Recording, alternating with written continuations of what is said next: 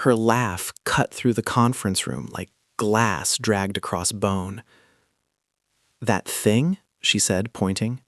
"My ring. Heirloom or pawn shop?" 20 people around the table. Executives, assistants, interns. Eyes dipped to my hand, then fled. No one laughed, except her.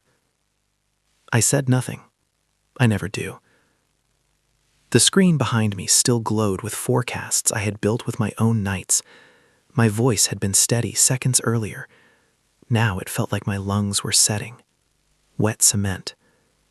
I folded my fingers, hid the band she just executed in public.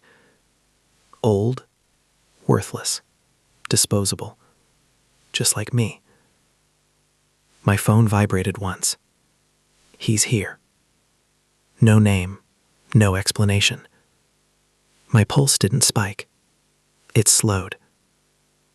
At the head of the table, her father, the vice president, cleared his throat. "Let's stay focused."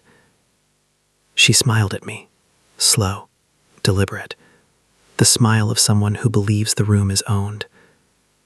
I met her eyes, and the noise inside my head went quiet, because I already knew how this ended. 3 months earlier, I learned what betrayal sounds like. It sounds like silence on the other side of a door. I came home early, still wearing my badge, still thinking about deploy dates. The hallway light was on. The apartment smelled like citrus cleaner, and a cologne I didn't own.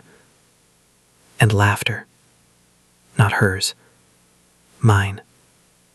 But broken. Bent around someone else's mouth. I stood there with my hand on the knob and listened to my life being rehearsed without me. I didn't open the door. I didn't need to. After that night, everything changed shape. Her smile sharpened. Her phone never left her hand. When she slept facing away, like the dark had answers I didn't deserve. At work, the VP's daughter rose fast. Too fast. Promotions bloomed where effort was thin. She started attending meetings she didn't understand and interrupting people who did. My partner, laughed too hard at her jokes, stood too close at company events. Hands brushed. Eyes lingered. I saw it all. At home, the apartment stayed quiet, a museum of shared lies. I cooked. I asked about her day. I learned how to listen without hearing. That's when I stopped being hurt and started being precise. My mother used to say, when someone lies long enough, they start to fear mirrors. She died before telling me what to do with that fear. So I watched. I rerouted phone logs under the pretense of a security audit. Nothing illegal, just thorough. Late night calls. One number. Same rhythm. Gaps that told stories. I pulled expense reports. 2 conferences overlapping in different cities. Hotel stays paid in cash. Reimbursed through shell accounts tied to her father's division. Clever, but rushed. At work, she began to needle me in public. Comments about my clothes, my background, the way people like me should be grateful to sit in rooms like this. Every insult was a confession. I became invisible. That was my power. While she strutted, I built. While she talked, I listened. While she climbed, I buried my hands deeper into the architecture of the company she thought she ran. The final deployment, the one the board called the future, had my fingerprints everywhere. Code no one read. Safeguards no one questioned. Admin locks. At home, I wore the ring, not because I believed in anything, but because it reminded me who I was before I learned how cheaply people sell themselves. The billionaire acquisition was scheduled as a surprise. No one knew what he looked like. Just a name redacted in briefings. The evidence arrived quietly. A report, a timeline, names aligned like teeth. I didn't confront her at home. There's no dignity in begging someone to admit what they already rehearsed. Instead, I waited. Board meeting. Full room. Glass walls. Performative seriousness. She leaned back in her chair and smiled at the numbers like they loved her back. "That concludes my presentation," she said. "And before we move on, your services are no longer needed." She gestured toward me like she was flicking ash. Security shifted. I stood. The lead engineer entered without knocking, pale, focused. "Apologies," he said, eyes fixed on me. "The final deployment is locked. It requires admin sign-off." Her smile slept. Just a millimeter. She turned to her father. He frowned, confused. "I'll handle it," she said, already standing. "It won't accept your credentials," the engineer said.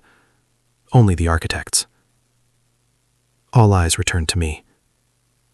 I rolled the ring between my fingers. I walked to the screen and tapped once. The lights dimmed. Not projections. Records. Phone logs. Expense trails. Overlapping locations. The quiet geometry of the trail. Her breath hitched. My partner, former, went white. "This is inappropriate," her father snapped. "No," I said, calm, even. "This is thorough." I turned my hand, let the ring catch the light. The room stilled. The door opened. He walked in without entourage. No announcement. Just presence. The billionaire. He looked at the ring, then at me. "Admin," he said, not a question. I nodded. The panic in her eyes was a gift I didn't unwrap. "I built the lock," I said, "and the key." I signed. The deployment went live. Ownership transferred. Acquisition finalized. She reached for her father. He didn't look at her. My partner tried to speak. I didn't hear him. I walked past them all. Invisible again. But this time, my choice. I packed my desk that afternoon. No one stopped me. No one met my eyes. At home, I left the apartment empty. Keys on the counter. Ring on the table. I didn't need it anymore. Somewhere behind me, careers were collapsing. Relationships imploding under their own weight. Mirrors cracking. I felt nothing. Not relief. Not triumph. Clarity. There's a moment after a storm when the air feels thin, like the world has exhaled and forgotten to breathe back in. That's where I live now. And I finally understand what my mother meant.